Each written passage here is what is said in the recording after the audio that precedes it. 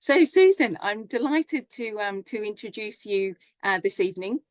And thank you so much for agreeing to do this Food Thinkers. As I said, enforcement is a really hot topic, and I'm really looking forward to hearing all about what you have to say. We've actually just had a paper published around enforcement, so yeah, really looking forward to it. But I'd like to introduce you formally, Susan. So Professor Susan Jebb, many of you on the call will already know.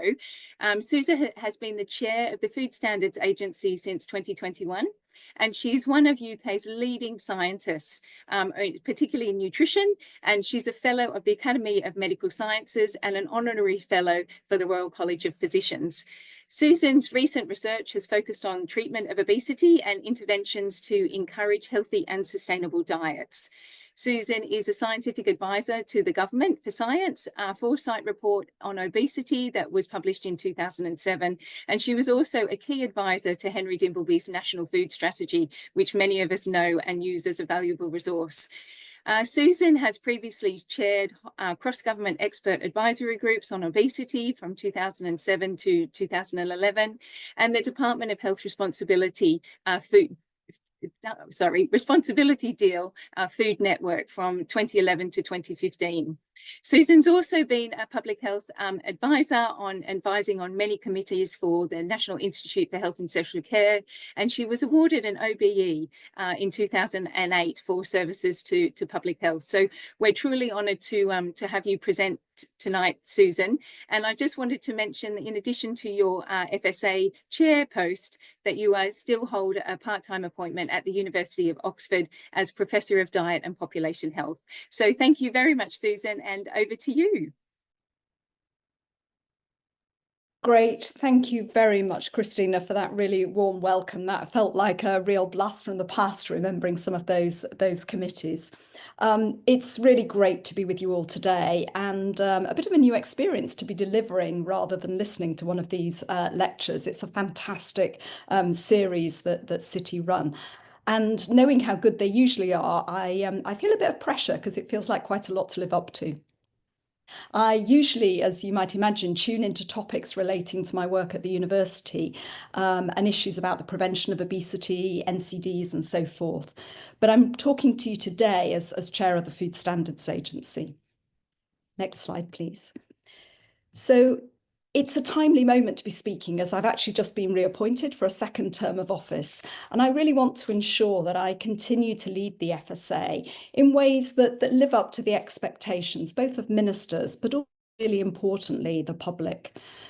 Given the global upheaval we've experienced in recent times, expecting the unexpected has become the new normal. So what I want to do today is try to share with you how we're grappling with this new situation, really keeping a primary focus on food safety, which is the core business of the FSA. I want to start by setting out some of the context for our work, to reflect on the cost of getting it wrong, and then finish with some of the ideas of how we might do things better in the future. So what I want you to do is to put yourself into my shoes when I became chair of the Food Standards Agency about 3 years ago. It was a huge privilege to take on that role because it's an organisation that I've followed and admired since it was set up in 2000. So I wanted to be sure that I was going to make a positive difference. I started off with grand plans to use food standards, not just to keep food safe, but also to support departments to make progress on health and sustainability. Next slide, please. I was really delighted a few months into my tenure to be able to launch our new strategy with a plan to do just that. But the reality is that within a week, there was the invasion of Ukraine. There was a huge spike in fuel and food prices. And just as I thought we were emerging from COVID, we were moving into a cost of living crisis. And that ongoing financial challenges, both for households and indeed for governments, really remains the backdrop to everything that we do. It's a reminder for me that while strategies are really helpful to keep our eye firmly on the future, it's incredibly important that we're as agile as possible in responding to events today, because if we don't get that right, then we really are in big trouble. As all of you well know, the food system is extremely sensitive to global turmoil because it has such complex supply chains stretching right around the world. And when problems hit those chains, it's consumers at home that are often on the receiving end of the problem.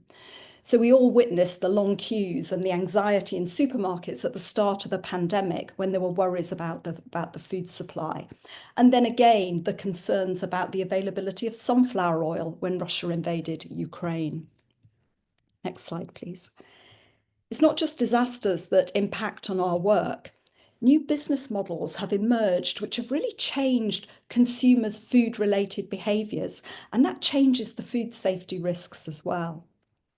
So since the pandemic, almost half of us order takeaway food through an app or online, and thousands of food businesses are now accessible through our phones. We've seen the emergence of online aggregators like Just Eat, Uber Eats, Deliveroo and the like, and they're really challenging the traditional system of what you might think of as bricks and mortar regulation, where inspectors visit high street premises to ensure that businesses are doing the right thing. Technology is just developing at an ever-increasing pace. It's changing food production. Think of things like vertical farms, which is really beginning to come into horticulture, or things like cell-cultivated products, which are produced in laboratories. And these very new production systems have the potential to create new food risks. And technology is changing our work as well. So I think the best example of that is the way that we now use whole genome sequencing when we have food incidents. It allows us to better link up cases of food poisoning around the country and to trace the sources of illness. It's really made a huge difference for our work to do root cause analysis, and that hopefully will give us a better chance of preventing similar incidents occurring in the future. And the final point I want to make about the context is about the FSA's role as a non-ministerial government department. That gives us a very, very interesting position. I absolutely treasure our independence. It's part of what makes us trusted by consumers, and it allows us to take a longer-term view than some ministerial departments are able to do. And finally, it allows us to operate without fear or favour. And it's when we operate in that mode that we really are at our best. Next slide. But we also achieve most when we recognise and work with the government's priorities. I'm absolutely delighted that better health is such a central tenet for the new government, and especially the focus that they're placing on prevention in their health mission. But equally important for us at the FSA is the government's growth mission, kickstarting economic growth. We have big responsibilities to the UK agri-food sector, which is worth about £115 billion to the UK and employs more than 4 million people. Now, I'm, as many of you know, a behavioural scientist by background. And so the way I think about regulation is about how do you use regulation to change behaviours in the food supply chain. And what's clear is that we need a mix of carrot and stick. We need to reward businesses who get it right through things like earned recognition schemes. But we also need to take firm action when they don't follow the rules with prompt enforcement. So there are clear consequences for not meeting expectations. So I'll give you some examples of how we're approaching this in practice. And I really want to think through the thorny issue of who should meet the cost of regulation. And as the title of this talk said, I think we need to weigh that against the price of getting it wrong. So if we go to the next slide, let's just think a little bit about what happens when things go wrong.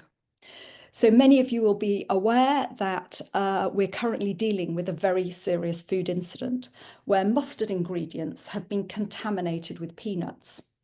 Now, we need to remember that food-induced anaphylaxis sadly causes up to 10 deaths every year in the UK, and peanuts are one of the most risky allergens. We can tell by the extensive media coverage that's always generated when a tragedy occurs, and that's indicative of the level of public concern about these incidents. So in the case of the mustard incident, we're still investigating the precise cause of the contamination. But our understanding at present is that a single company in India supplied a UK firm who subsequently distributed the ingredients to a whole range of manufacturing, hospitality, and retail businesses. You can see on the next slide the extent of that distribution. In the FSA, we took urgent action, working with the businesses involved to warn consumers and to instigate dozens of food recalls. But I think what incidents like this do is to highlight the number of countries, companies, and all the intermediaries in the food chain. So if we're going to keep food safe, it's absolutely vital that we have good traceability systems and that food businesses know their supply chain.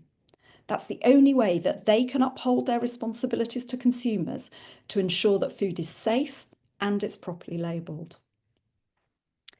The next slide shows us some examples from history of the price we pay when food safety is ignored.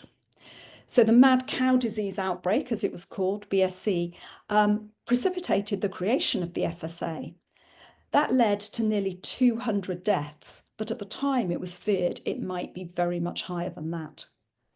It also cost the UK beef industry dearly, about £900 million. That's about 2.2 billion in today's prices. It also caused catastrophic and really long-lasting reputational damage to British food. I think it's useful to remember that the UK only resumed exports of beef to the USA in 2020. And the impacts of this case were not just economic. People who lived in the UK during the BSE crisis were sometimes restricted from giving blood in their own countries. And those rules, in some cases, have only recently been rescinded. The consequences when food safety goes wrong are really big and very, very wide-reaching. So to be more positive, on the next slide, let's think a little bit about what's working.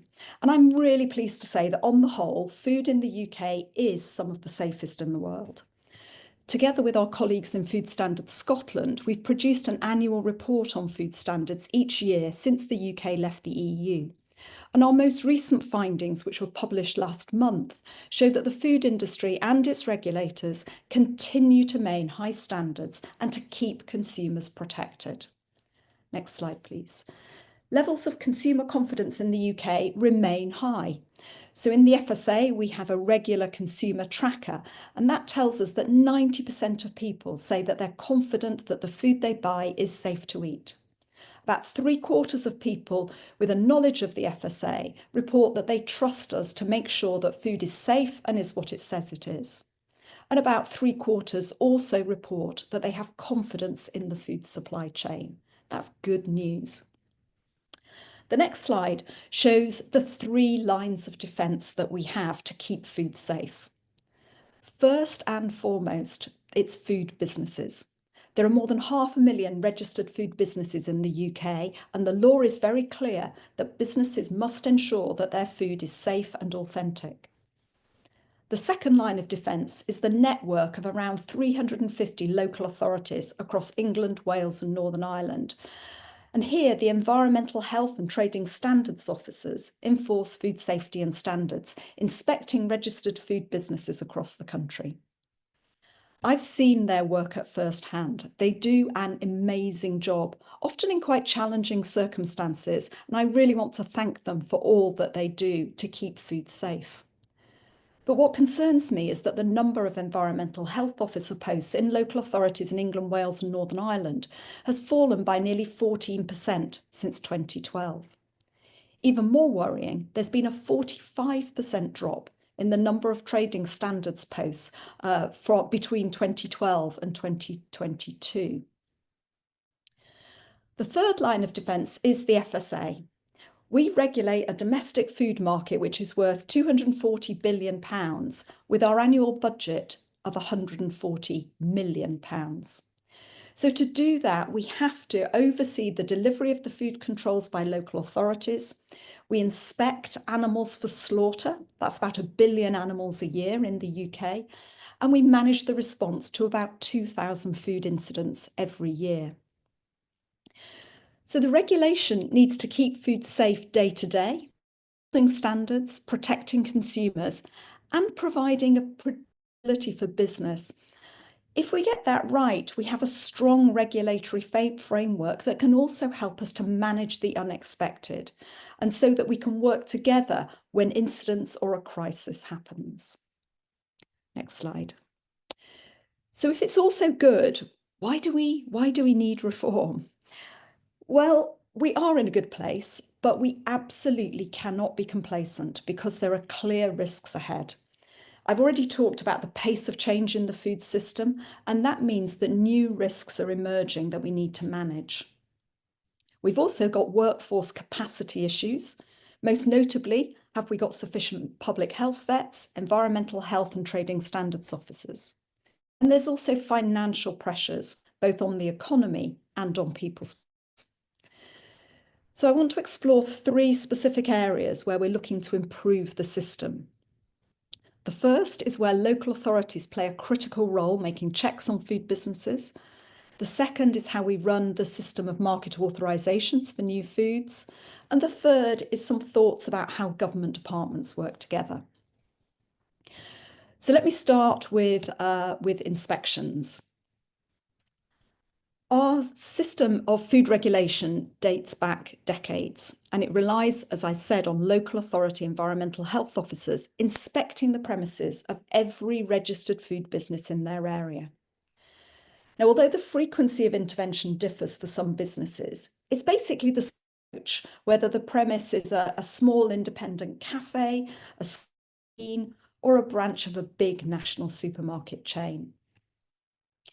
This system of checks has actually served the consumer well over the years, but the current system is really failing to use the vast amount of data that's available, particularly from the larger businesses. As I've said before, food safety is primarily the responsibility of businesses, and they know that failures have got serious economic and reputational consequences. So big businesses use multiple assurance schemes to make sure their food is safe, that it is what it says it is, and that it complies with food law. The data and the reach that the large national food businesses have, I think, help us to improve the food system for everyone. Next slide. You might have seen the coverage in the trade press recently, trials the FSA has been carrying out of something that we've called national level regulation. This new could see a number of the largest national food businesses regulated by the FSA rather than on a premises by premises basis based on individual local authorities. These larger businesses tend to be very highly compliant. To give you an example, the 10 largest supermarket chains have got an average food hygiene rating of 4.9 out of 5. They've got centralised data, risk controls, standard operating procedures for their food safety management systems, and a lot of staff whose job it is to uphold these standards. They also know that consumers expect consistency between their local supermarket branch and other branches around the country, and they work hard to uphold that. We firmly believe, based absolutely on the evidence from our trials, ran the proposed new system in parallel with the old one, that by using technology to combine the data that is hold together with boots on the ground, validate the data, and to check the things that only a person check going into a store. We think that by combining these, we can deliver a system that offers better value for consumers, for taxpayers, and for businesses. I don't want to get into the details now, not least because we're working closely with environmental health officers and other stakeholders in the system to design this potential approach. But I do want to be clear on one thing. This is not self-regulation.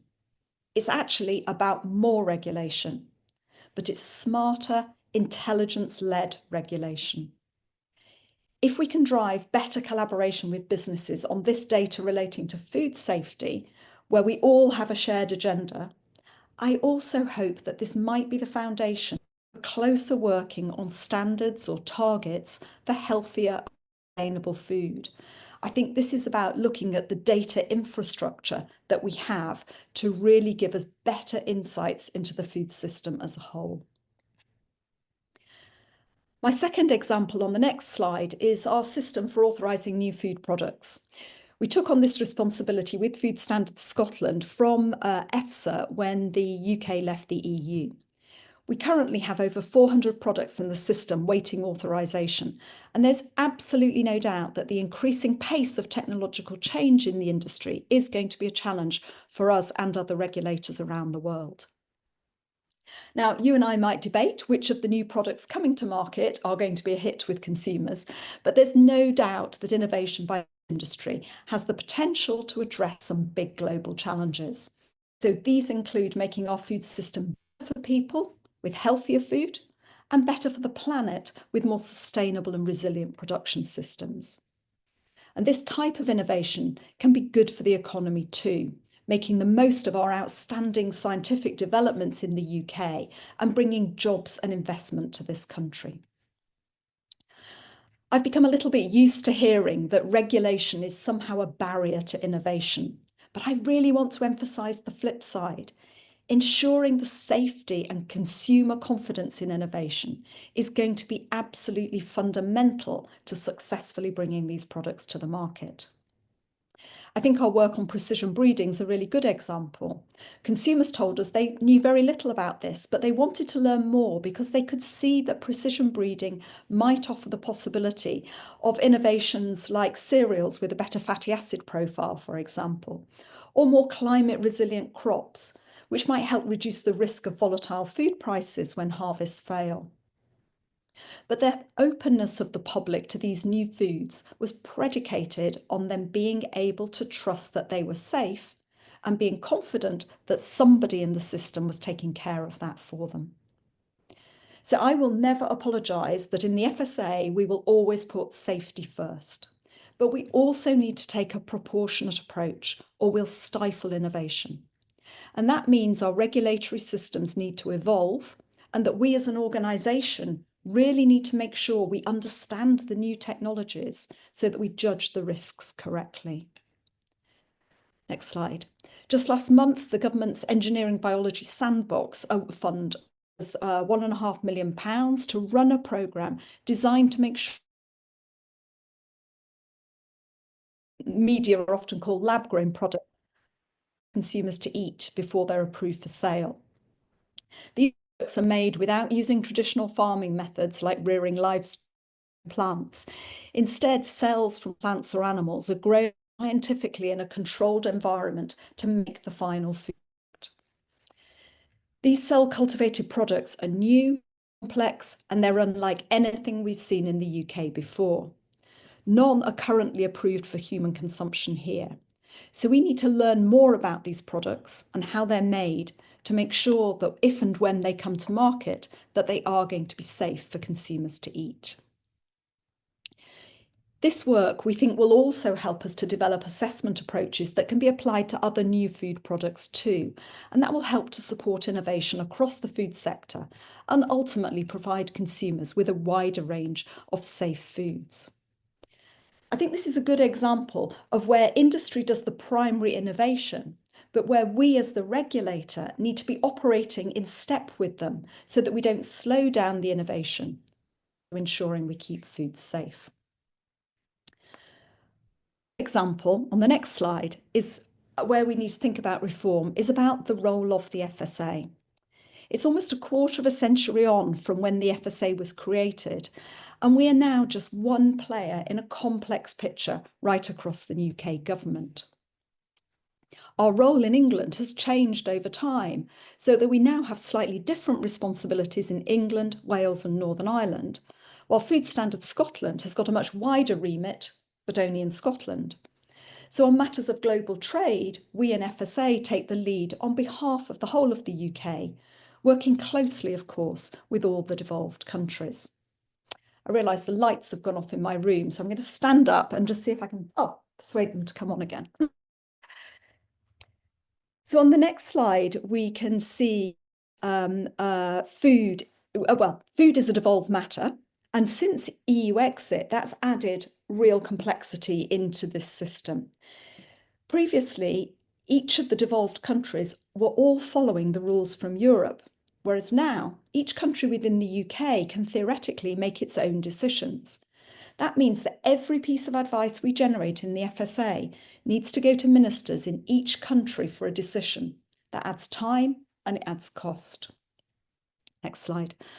When people put food in their baskets or choose from the menu, they want to know that someone has taken care of the things that matter to them, that food's safe, that it's properly labelled, and increasingly, I'd argue, they want somebody to be working to make that food healthier and more sustainable. Consumers don't want to have to think about who does that, but they do want to be sure that it's done well and it's done efficiently.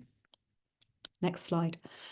So if we were starting from scratch, I dare say, oh, this is food labelling. Sorry, I've got out of sync with myself. This just shows you the different bodies that are responsible for different parts of the label. Next slide, please. So if we were starting from scratch, I dare say we wouldn't organise things like this. But in the absence of any big machinery of government changes, we need to find better ways to coordinate to help consumers get the information they need and to ensure that businesses are hearing a consistent voice. I think to do this, we need to improve the coordination between national and local governments, between Westminster and the devolved administrations. That obviously goes far beyond the FSA, but I think we could all make progress if there was a national food strategy agreed by all 4 UK governments, and that's certainly a development that we in the FSA would very much welcome. Now, hanging over all of this is the issue of funding. It's absolutely clear that the financial model that supports the regulation we have is in trouble. Local authorities are struggling to fund food safety and standard teams, and we in the FSA are under pressure to reduce costs of delivering regulation at a time when the complexity is increasing and consumers are worrying about the price of their food shopping. So the question that we really have to ask is who should foot the bill for regulation? Should it be the state or the food industry? And in the end, what's best for the public? So funding for food regulation over the past 25 years has largely been met by taxpayers. We're currently looking at different ideas about how we share that cost across society. So, for example, local authorities could start recovering costs for delivering official controls from businesses, such as the cost of inspections. And we're looking at how the costs of delivering official controls in meat establishments should be met. Next slide. Under the current system, in relation to meat, the FSA has meat inspectors and vets who are based in abattoirs and meat plants, inspecting about 1 billion animals a year. They check animal welfare, food safety standards, and they monitor activities right up to the point that that meat leaves the premises on its way to the supermarket. Under the Treasury rules, regulatory services like those we provide in meat plants should be recovered in full from the industry. But historically, we've offered discounts to the meat industry on the basis of the value this work provides to consumers and the economy. So most meat businesses don't pay the full rate, and indeed the small abattoirs can receive a discount of up to 90%. That's great for them, but it is effectively a subsidy by taxpayers to the industry. In truth, the cost of this regulation is a very small proportion of the total value of this to the industry.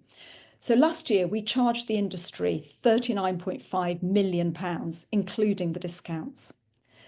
Put that in context of the total value of meat production in the UK, which is almost 11 billion. So the question is, how much of the cost of official control should be met by the taxpayer and how much should the industry pay? We recently held a call for evidence on that, and we'll be discussing the outcome from that at our board meeting in December.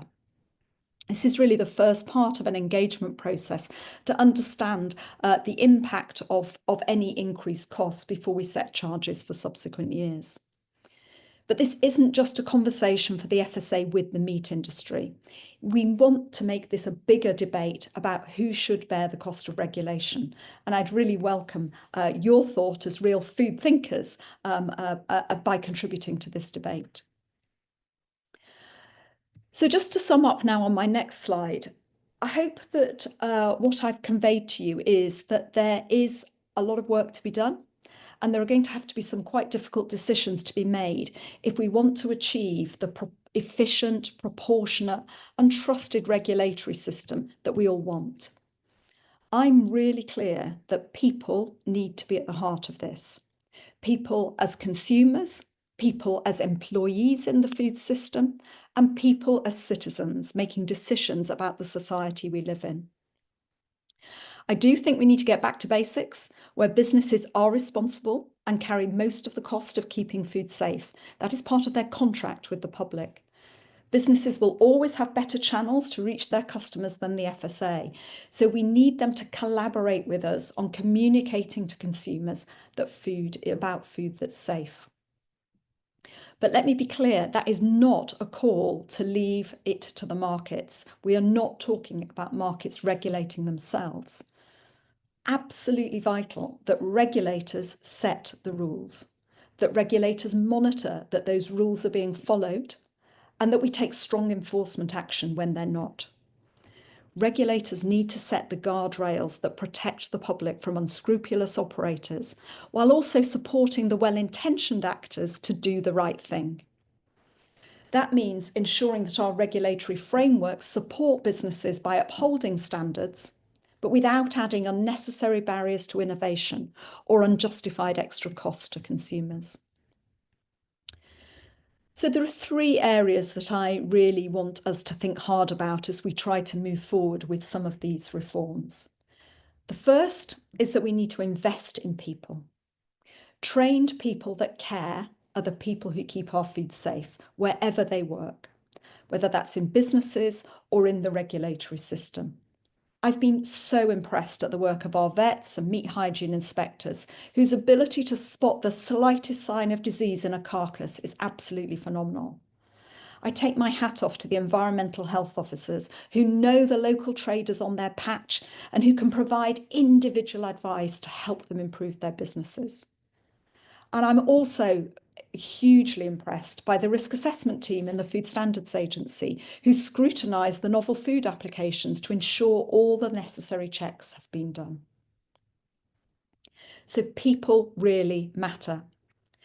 The second is that we need to collect, share and use data much better, right along the supply chain, and sharing between businesses and regulators.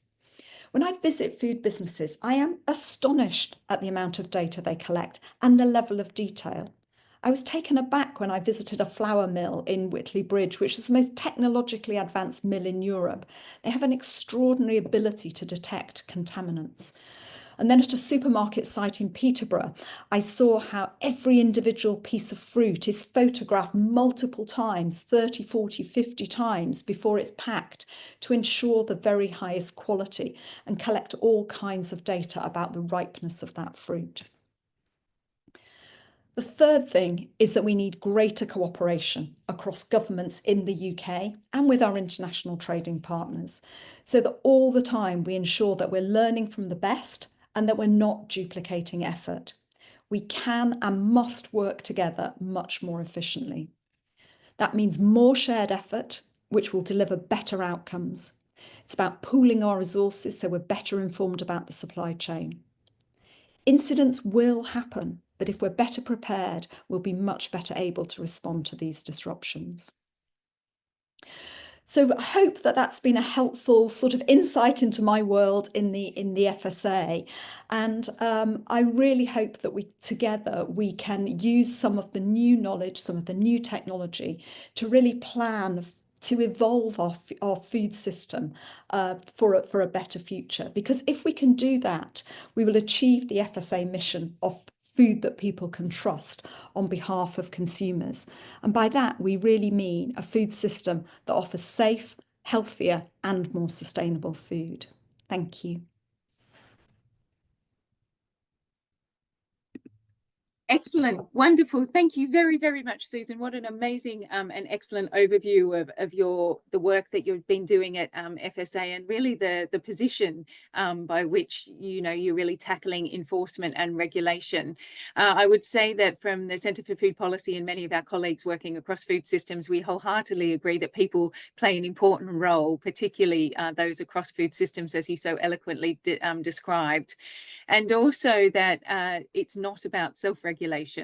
And it is also really important to think about who should be paying. And I love that, with many large companies externalizing societal costs. And actually, is there something else that they should be doing? So we really look forward to hearing the outcome of the consultation when that goes public. When is that likely to be released? You said there's a board meeting in December.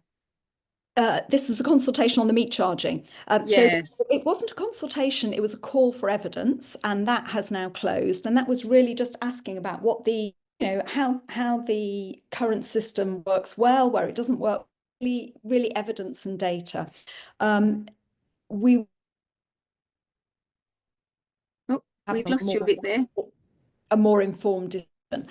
Once there are any proposals, then obviously they will come forward in due course. But yeah, do follow the board, and people can always send in written questions to the board, come to our meetings and ask a question. Yeah, fantastic. That's really interesting. Do you think there's any potential for that kind of cost? This is one specific area of food safety that's being considered around meat, as you said. Do you think there's a real potential for that to have broader ripple effect across other kind of areas and enforcement per se? And I missed some of that. Sorry, I just meant you said this is one very specific area of food safety enforcement. And is there real potential for that kind of cost area to ripple out, do you think, more broadly for food safety, and then also potentially for health and sustainability in the future? So the meat charging issue is a specific cost because there's a system in place to do that. But we are looking at, who bears the cost of regulation more generally. So I think the other example is around local authorities, and whether local authorities should be charging businesses for their inspections. And that's something that we're exploring as well. Yeah, that's great. And would that come with a sliding scale depending on business size? And Oh gosh, Christina, there'll be tons of operational detail to be worked out, but clearly, you can't treat the, kebab van at the end of the road in the same way that you treat Sainsbury's. So that's the detail to be worked out. But yes, of course, it absolutely has to be proportionate. And just linked to that, what are your thoughts, professional, like from your perspective? You talked a lot about data and the best use of data, and now that makes a lot of logical sense. You've got real data, you've got a lot more data now that can assess food safety in a much more systematic way. Where does that leave the smaller businesses? And what responsibility is there across the system for suppliers that they might be relying on? Or how do we start to build data systems to make that equitable across sort of business sizes? That is a really, really, really good question. And so one of the reasons the national level regulation is we're really just starting with the big, where they have got all this data to hand. But as we do that, learn which are the crucial bits of data that we really need, which that do the heavy lifting, if you like. That as we start to try and create a more data-enabled system, we'll be able to give much better advice about the. Oh, we're losing you a little there, unfortunately. Oh, I hope that's part of a sort of learning process. So we'll learn from the big ones what really matters, help the little ones to apply it. Yeah, that would be great. And I guess the big question is what support might they need, and what investment might be needed for those businesses to really comply in the future, and who should that come from? Exactly. I mean, and always comes with a cost. Yes. So yeah, but we need to work out what the data infrastructure needs to look like. What's the data before we start trying to tell everybody they need to have. Yeah, absolutely. Now we've got lots of questions coming in. I've taken chair's prerogative and asked you some of my own questions. So we have a question from an anonymous attendee who has said, do you think that the government will act on strong recommendations based on sort of their new focus on prevention, and particularly based on the recent House of Lords report in relation to obesogenic food environments. And do you think that if they don't comply to targets, then actually there might be tough penalties? And what role do you really think that FSA could and should play around food environments and health? So at the moment, of course, responsibilities around healthier foods is a responsibility of the health in England and not for us. We do have some responsibilities in North. We were interested in the House of Lords report, and as they set out, you could imagine. Oh. Personally, I think policy on this has got to rest with ministers. That should rest with the FSA. I think it should rest with ministers. They need to be accountable and they need to decide what action they want to take. But I think, as the House suggested, you could imagine a system whereby government, targets or priorities, and then you. Oops, we're losing you a little bit. It's coming in and out, unfortunately. I'm really sorry because I'm still. I'm really sorry. I don't know quite what's happened there. So I think, yeah, the House of Lords report sets out a possible vision where ministerial departments keep hold of policy, but where you have another independent group which is monitoring, evaluating, reporting. That potentially could be the FSA. It could be another body, and we'll wait and see what government wants to do about that. If FSA was going to take on anything more, it would of course have to come with additional resources. I do think that we are seeing a much greater political alignment about the need to take action to prevent obesity than we've seen before, and so I travel in that there will be change coming. Optimistic. And it's hard. It's kind of that nexus, isn't it, across that economic growth. In your own presentation, you talked about that economic growth, that economic imperative being essential, and how much that has in the past rubbed up against the ability or hindered action. And what do you think? Do you think that will be used as an argument to counteract sort of this strong monitoring and strong enforcement where we really need it when regulations are being brought in? Look, the good thing about, the food industry is an incredibly important contribution to the UK economy, and I want it to stay like that, but it's a question of orientating what they do. So we've got to get that right. It's not easy, but we are already seeing, some businesses trying hard to innovate, beginning to ask for greater regulation and clearer framework for them to operate in. But these are really questions actually for the Department of Health to do. All I'd say is that using our experience of monitoring standards, our work with local authorities on enforcement, I hope that we can contribute to that conversation about how can you make the system work. Because as we know, it's no good just asking for something to be done if you don't monitor that's happening and take action when it doesn't. So I hope FSA can be part of that conversation, but this has got to be led by ministers. Great, thank you. So Michelle Webb says, do you have a view on the introduction of food businesses licensing as a system with better teeth as opposed to food business registration? So I don't have a personal view on this, but what I can absolutely tell you is this is on our sort of work plan. Part of the conversations we're having with local authorities at the moment about this new system for national level regulation, made a piece about how do we change the mechanism. And one thing that local authorities have talked a lot about is having a sort of permit to trade or some system whereby they know when new businesses are entering it, because part of the problem that they've got at the minute is keeping date when new businesses enter their area and they can make sure they're inspected. So we don't have a fixed view at the moment. We're working with local, with the EHOs and other stakeholders to really think best take this forward in the future, but it's a very active conversation. Yeah, great. And how long do you think that consultation will go on for sort of action or augmentation? I mean, it's always very, very difficult to judge. We've been running the trials for the last year or two. Again, the December board when we will really plan the next steps. This would be if we were to go down this road, it would be a pretty fundamental change. So what's most important is that we get it right. You know, we've got a system which is working at the moment, and I do not want to put that under any risk. But I also know that we need to evolve to get, better outcomes. But we're going to take it step by step. Great. Okay, thank you. So Orion Mendez says, is there any work being done by FSA to address resilience, like regulating for resilience on food system resilience, for example? Can you see any potential for that? Oh gosh. Well, we worry about resilience the whole time. So in a way, it's embedded in everything we do. Can I think of a specific sort of regulation? I'm not sure I can. I don't know if you've got, Orion, if you've got something in mind, then please do pop it into the chat to hear more about that. Brilliant. So we have another anonymous attendee. He says, is automation helping FSA to reduce the cost of inspections?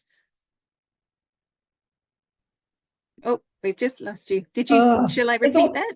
No, is automation helping? Yes, it absolutely is. And so for example, we're starting to use things like technology and AI in meat plants to inspect carcasses and so on. And so I think that there's huge potential for that to. But yeah. And I guess the second half of that question is then, what do you think the potential impact is on low pay jobs and sort of that broader, employability piece?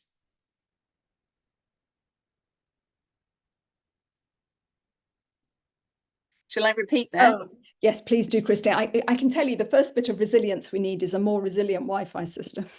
Yeah, you're not wrong there.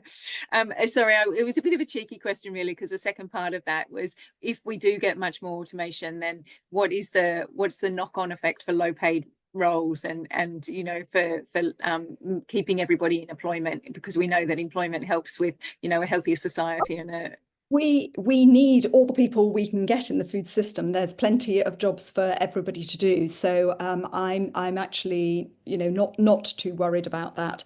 I hope that we can create more interesting jobs for people. Yeah. Yeah, absolutely.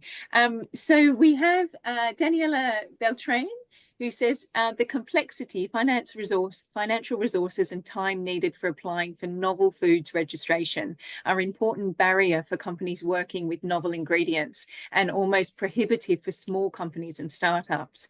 Does the FSA have any plans to make the process easier, faster, and or less costly? Yes. And we've already started on this. So again, you can look back at some of our past board papers. We've been talking about reforming the what we used to call our regulated products service, but now we tend to talk about it as market authorizations for new foods. So we are focusing at the moment on trying to get all of the administrative procedures really streamlined.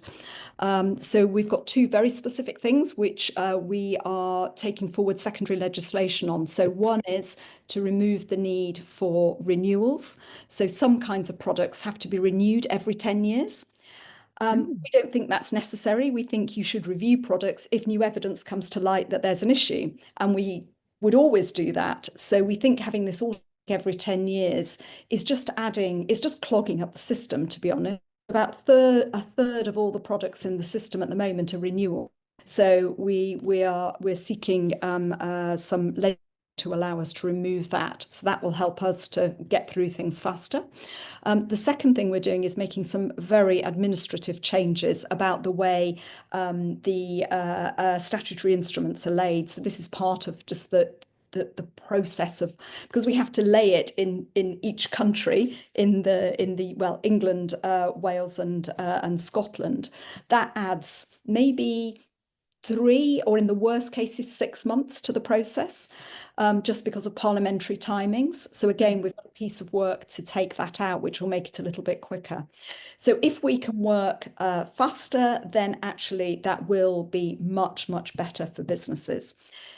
The main cost, though, to business, so that's a cost of time, that's a delay in getting your products to market. But of course, the main cost to businesses is the work you have to do to put your dossier of evidence in. And what we're doing is we're really overhauling the guidance we give businesses about what's needed. Because very often we find huge dossiers coming in with 101 things we don't need to know about, but which companies have patiently spent time putting together. So we overhauled our web pages, our guidance. We have new, much, much better systems in place. And I think they're improving all the time. This sandbox we're doing on cell cultivated products, for example, I think the learnings that come out of that will help us to better understand where industry needs help so that we can tailor our guidance for them. So it's a really active area of work, and please, follow the board papers to keep doing next on that. Brilliant. Sort of a linked question, really, from Heather Lawson. Are there any plans at all to look into food premises licensing, where you cannot open a food business and trade until you have all the necessary training and paperwork in place?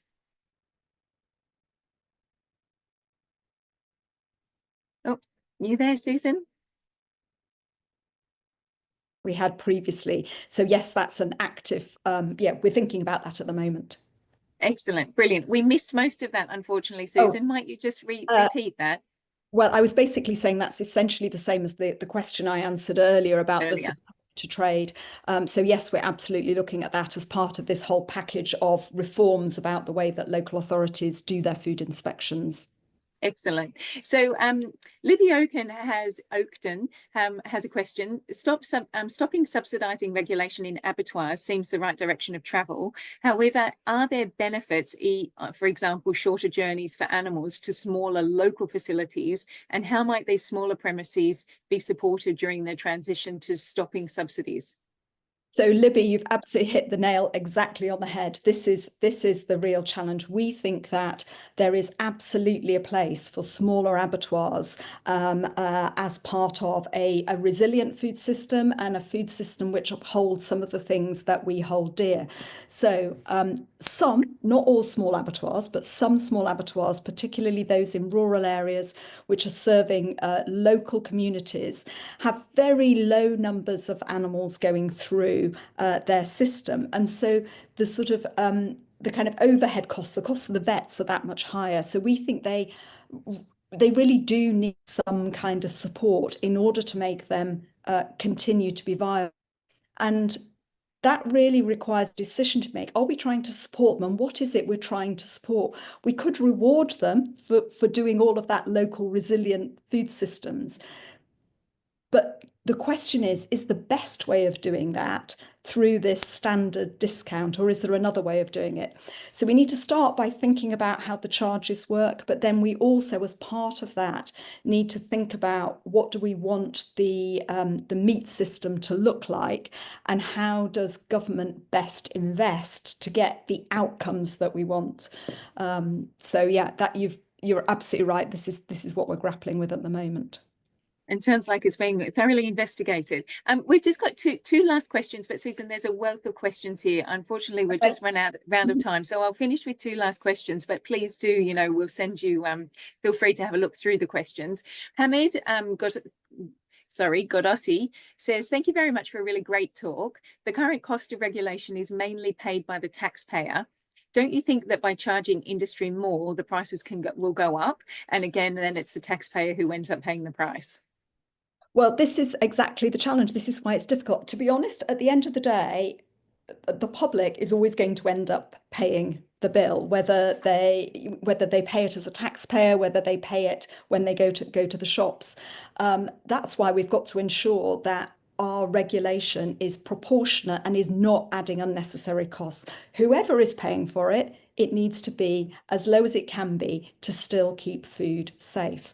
But then, of course, depending on how you structure it, the price is, if it goes on taxpayers, then there's an element of equity to that, because the taxes are scaled. It's hugely complex, but this is the question: not who should pay, but where in the system do you put the. And who ends up paying, I guess, in the end. So I'm going to add one more question because it's my prerogative as chair. But Thomas Luthi has a really quite pertinent question. How does FSA identify emerging risks? What's kind of the criterion that's used? So we have a regular ongoing horizon scanning process. We involve our scientific committees on that. We work extensively to what's coming up. We read the scientific literature, really the kinds of things that academics are doing the whole time of what's coming up, what are the new technologies, how might they impact. We have a group called the Science Council who are our group of sort of wise people who do specific projects for us. So for example, they did one thinking about what are food safety risks that might be created with climate change. So I guess we do some formal horizon scanning, we do some specific targeted projects, and we just keep our eyes and ears open.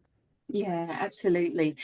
That's great. So my very last question is kind of linked to that, the criterion, but how do you manage within the FSA that immediate threat of risk of, immediate death or immediate health risk or immediate, safety risk versus the longer term, slower boils? And it feels like there's a misbalance there or a mismatch to enforcement and action and resource allocation compared to whether it's immediate or longer term. And what are the answers for us going forward? Well, for us, in a way, that's not a decision for us. So we're operating within the remit that we have, and our remit is very much acute food safety risks. Absolutely, I believe, I'm life working on preventing and treating obesity, that there are also long-term chronic food risks, and that we collectively as a nation tend to sort of leave those to tomorrow. If you're talking about dealing with salmonella or listeria or allergy, which has the potential to be acutely fatal, our psychology is set up that they assume a higher importance. Of course, they are incredibly important. These are avoidable deaths, but we tend to discount the long-term costs. And that's why I think it is incredibly important that I think the penny is dropping that we've got to get to grips with this, that diet-related ill health is one of the biggest causes of ill health in the country, that it's getting it right is crucial to reducing the burden on the NHS. It's crucial to getting growth in the economy. So I think people understand that now, but how you then take that understanding and lock it into the system so that the system safeguards against this is obviously a step we've not got to yet. But I hope that if government does go forward with a national, some form of national food strategy, as DEFRA have suggested, then these are the kinds of issues that we'll be able to pick up on there. And that there's adequate resource allocation for them all to be Absolutely. These and things enforced. cost, and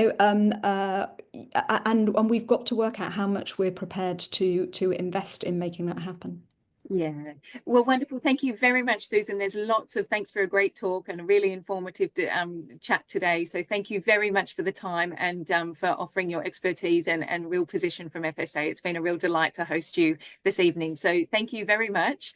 For anyone that missed it or had to drop off halfway through, you can catch the beginning and all of this on our YouTube channel, the Centre for Food Policy YouTube channel. And we look forward to welcoming you to our next Food Thinkers next month on the 12th of December. Thank you again very much, Susan. Thank you. Bye-bye. Bye-bye.